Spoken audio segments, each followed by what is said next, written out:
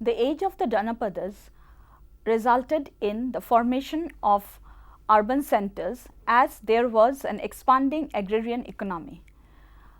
The development of agriculture was conducive to the sustenance of non-agrarian sector of economy, and in the non-agrarian sector we have active presence of craftsmen, reference to diversified crafts groups, and of course merchants and traders in the milieu of 6th century BC. In the Ganga valley, we find that the representation of craftsmen in literature is immense. The Pali canonical literature refers to diverse crafts and professions, and the term used for this is Sippa. The term Sippa meant not only craftsmen but other occupational groups also. We have, other than the craftspeople, reference to traders and then merchants who were also given the epithet Kammam. The Pali text Sutta Nipata, Digha Nikaya and others refer to different kinds of crafts that were followed in the society, and these are the Yanakara, that is the wheel maker, the Kammara, the crafts of the blacksmith, Vardhaki, that is the carpenter, Malakara, the garland maker, then we have Suchikara, the needle maker, Nalakara, the reed maker, and some other also different kinds of crafts are also referred to. If we look at the field archaeological materials that were found during the 6th century BC, we find that field archaeology also supplements the information about the crafts that we get from Pali literature. Ganga valley was the prime center where we have the proliferation of the crafts, and these people were generally living in the cities, and sometimes we have the crafts group living near the cities and serving the clientele of the city. We also have reference to crafts group living in the fringe of the city areas, for example, the Nalakara, that is the reed maker, because Pali text talks of a village inhabited by the Nalakaras, Nalakara Gama. Therefore, the diversity of crafts, the localization of crafts groups is seen in the Pali literature. One of the very important crafts groups were those of the blacksmith. From the field archaeological materials, we have reference to immense number of iron tools, and this also supplements our knowledge of the blacksmith that we find from Pali literature. Now, if we look at the Pali canons, we find that the Kammara, the blacksmith, or sometimes they are also they dealt in metal, and so they could also be regarded as metalsmith, were highly regarded in the society, even though their Sippa is known as a Hina Sippa. Actually, it is important to note here that in the Buddhist literature we find variations in the different kinds of crafts. So, some crafts are, or some occupational groups are known as Ukkatta Sippa and others are known as Hina Sippa. But the fact remains that the Kammara were very important in the social milieu, and therefore we find that the Buddha also respected the Kammara. We have reference to a person who actually gave the last meal to Buddha during his parinirvana, and Buddha was very much impressed by this man and he stayed with him. He was referred to as Kammara Putta. The epithet Putta means that he was the son of a blacksmith. In the Pali canons, sometimes we find reference to Kula and Putta.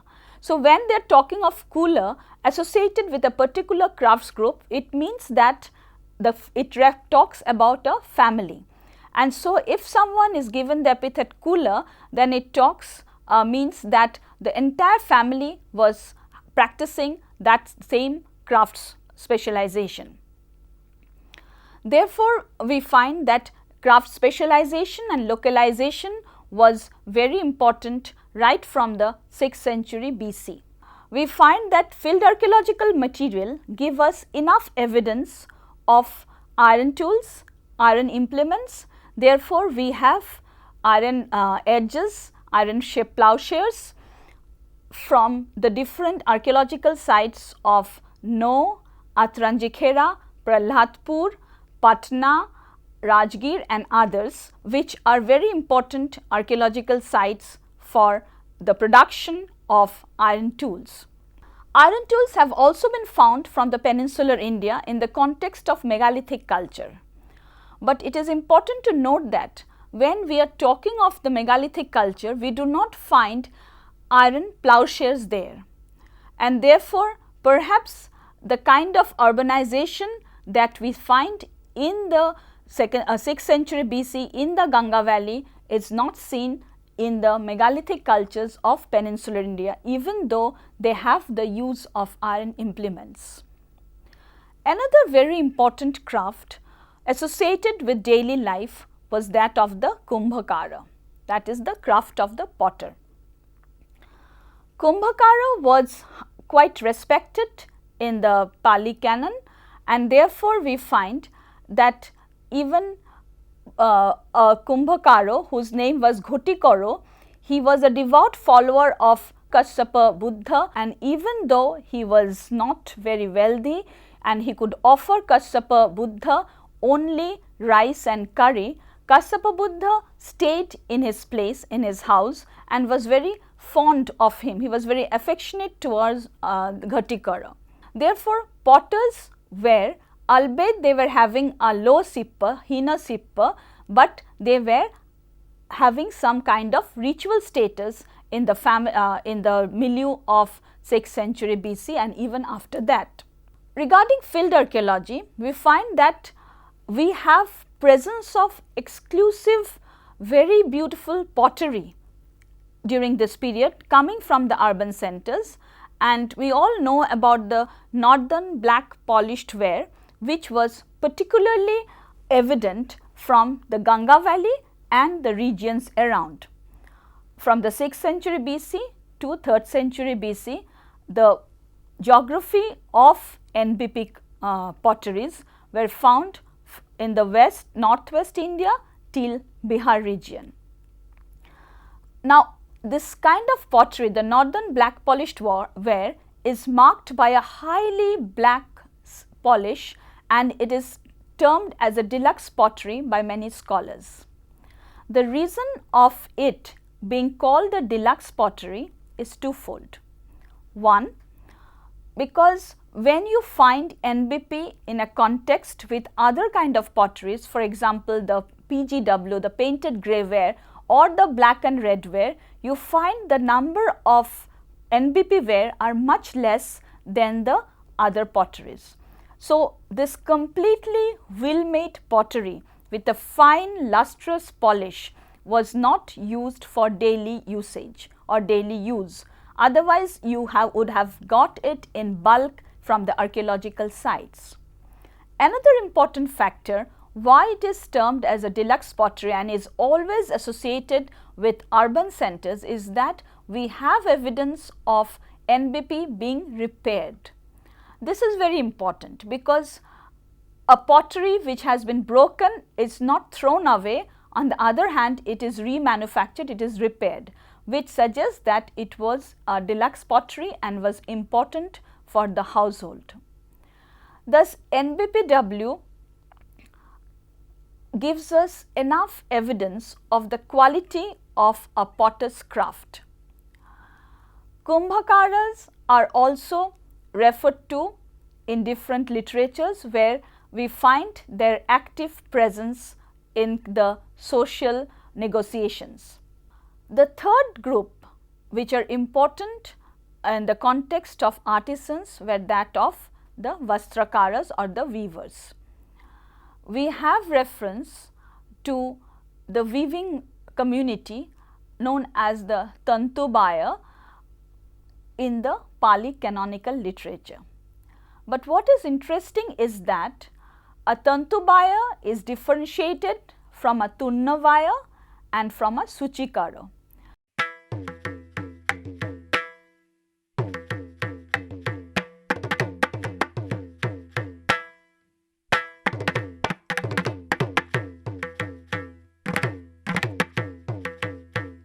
When you have different kinds of crafts, having different kinds of people working on these, you can understand that these were highly specialized, and we shall see later on that these crafts were highly localized also.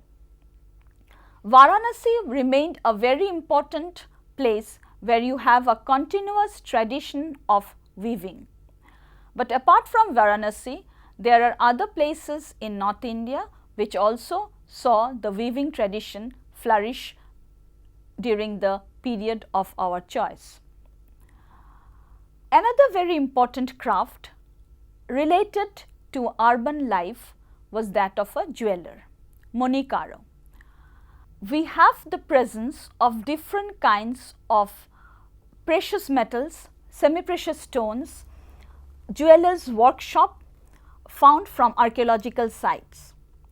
So, when the Pali literature gives us reference to a Monikaro and talks about the presence of Monikaro in the society, we can very well tally it with the field archaeological materials, where you have excavations which give us findings about different beads, very important semi-precious stones. For example, we have presence of lapis lazuli which has been brought from Afghanistan, we have carnelian, we have agate, jade, and so a whole gamut of beads and semi-precious stones in the early historic period.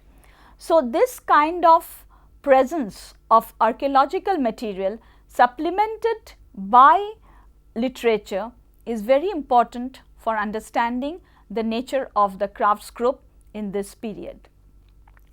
We do not have much information regarding the Dantakara, that is the ivory workers, but their presence is recorded and they definitely were a very specialized craft group. In the later period, in the post-Mauryan period, we find that the ivory workers were very active and they were much in demand because ivory was a product which was used in the trade network and which was a luxury item and had great purchase value. Regarding the Suchikara, the needle maker, what is interesting is that a Suchikara is differentiated from a Suchi Vanija. So, you have reference to Suchikara, a needle maker, and then you have reference to a needle trader, which suggests that some sort of trading activity was going on in needles. We have reference to Suchaka, who is a needler, and a Suchaka's occupation was using needle for goading animals, and so he was castrated in a society and not looked upon very positively by the Varna society. The Kosyakara, who is a silk weaver, often violated the regulations of the Varna society, because in the Varna society there is an injunction, or even in the Buddhist and Jain society you have injunction of not to kill animals. But as we know that silk was woven from a silkworm, and to sustain his family, Kosikara had to violate the norms of a Buddhist or a Jaina society, Jaina strict scriptures. Malakara was very common and their craft was needed for different kind of ritual activities. Therefore, Kamara, Kumbhakara, Vastrakara, these sort of crafts had, or the craftsmen who were performing this sort of crafts had some sort of financial strength in the society, and where, albeit they are following a low sippa or a hina sippa as mentioned in the Buddhist text, had some presence in the society. When we look at the different functions of these craftsmen, we find that a very important part of craft economy was formation of guilds. In Panini's Ashtadhyayi, which is datable to around 5th century BC, we find references to the term Sreni, Puga, Shangha, which are similar to guild, which is a term used in the European context. So, such kind of guild-like organizations were prevalent, and we had craftsmen's guild as well as merchants guilds, and also guilds by some occupational groups. The guilds are very famous in the post-Mauryan period, but the genesis of these Sreni-like organizations can be seen in the 6th century or 5th century BC, when we find the literature also talking about the formation and structure of these guilds.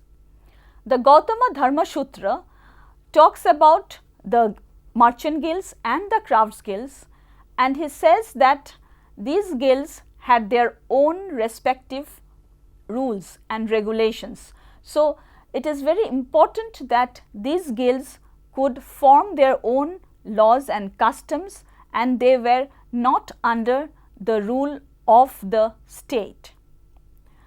The kings could not have any kind of order on the or any kind of authority over the guilds. They were independent, and when we see the structure, we find that there were a general assembly, and then in the general assembly there was a guild head who was known as a Pramukha or a Jettaka.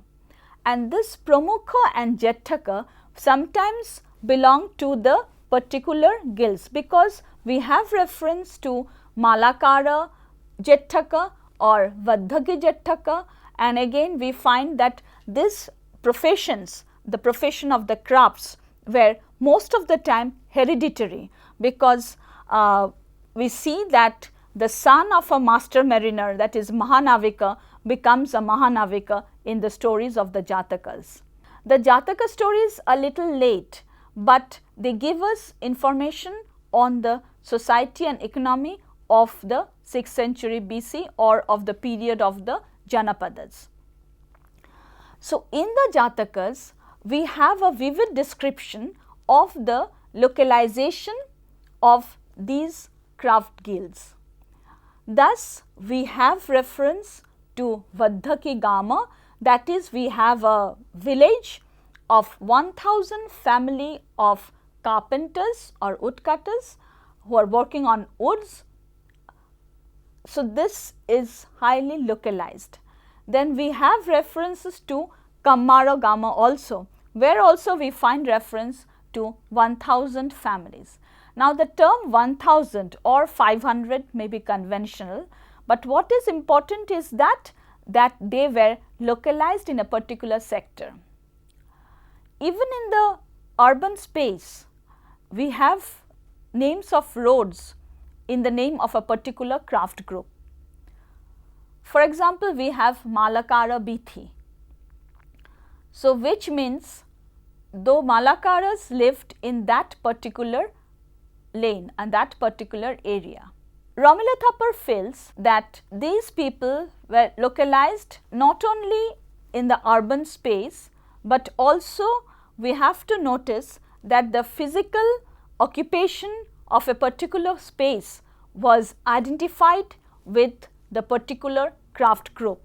K. K. Thapliyal has worked a lot on the nature of the guilds, and he mentions that we had guilds in the Vedic period also, though we do not have much evidence about it. Then we have guilds in the age of the Buddha and Jaina Mahavira.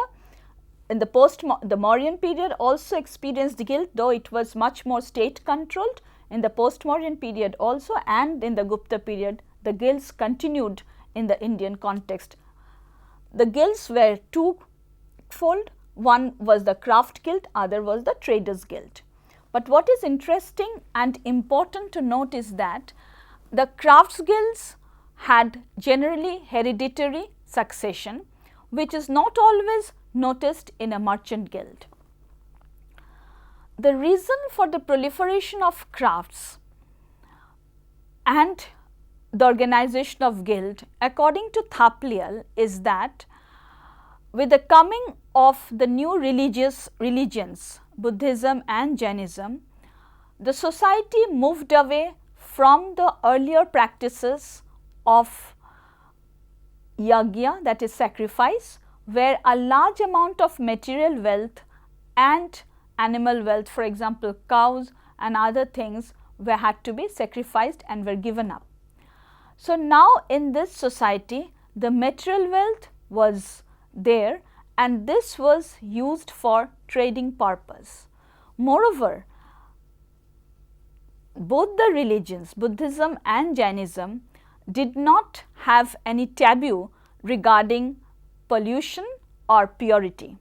So, the merchants or the craft groups who were followers of Buddhism or Jainism, they could easily move from one place to another, live in different kinds of places, stay with different kinds of people and have their food. So, there was no restriction in the movement or in eating. Therefore, they could easily go for long distance trade.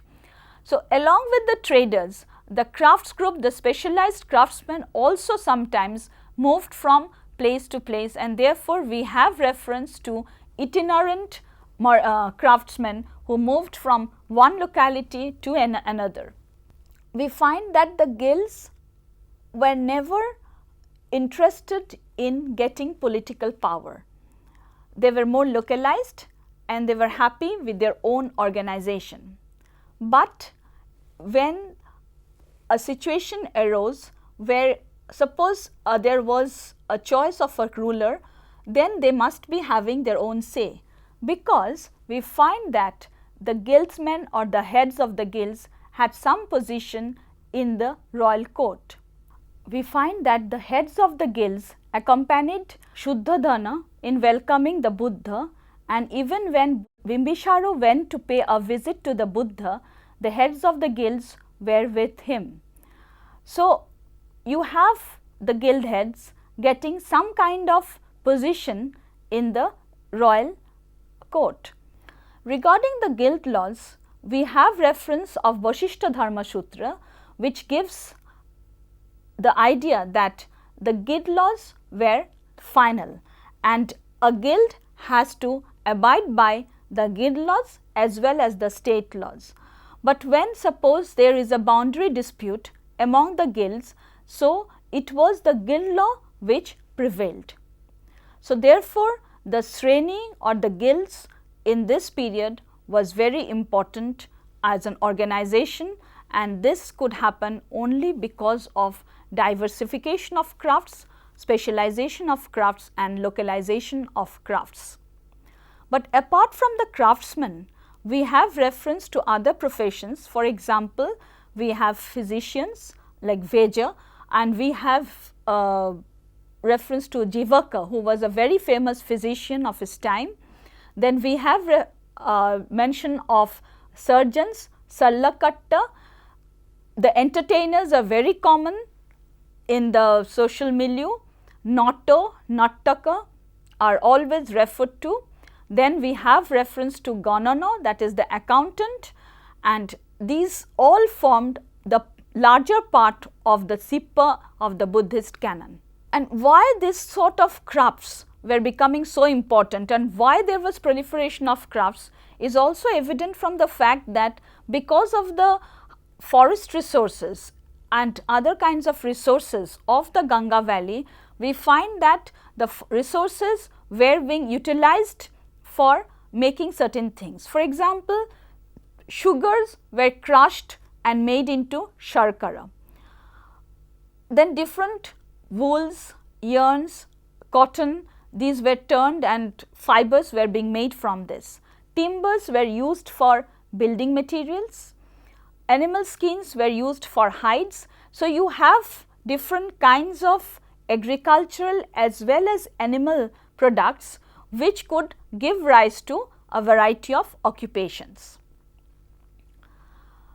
The importance of the guilds did not minimize in the succeeding period also. But what we find in much later period is that the cohesive character of the guilds were no more, and therefore, in a particular guild organization we notice a number of jetakas, and when you have a number of heads, so naturally the cohesion was completely distorted, and therefore, we find decline of the guilds. The crafts that continued for a very important period were those of the potter, that is the Kumbhakara, and the Kammara. Kumbhakaras were also referred to as Kolalas, and Kammara Kumbhakara combination as an important craft group can be visualized from the field archaeological materials, where you have a large amount of iron implements, large amount of potteries from excavations of different early historic sites. Proliferation of crafts in the post-Mauryan period became possible because urbanization reached its zenith during that time. Craft specialization became very important, and therefore, we have a number of groups which formed a very important part of the socio-economic milieu of the society right from 6th century BC to at least 3rd century AD during the time of the Kushanas.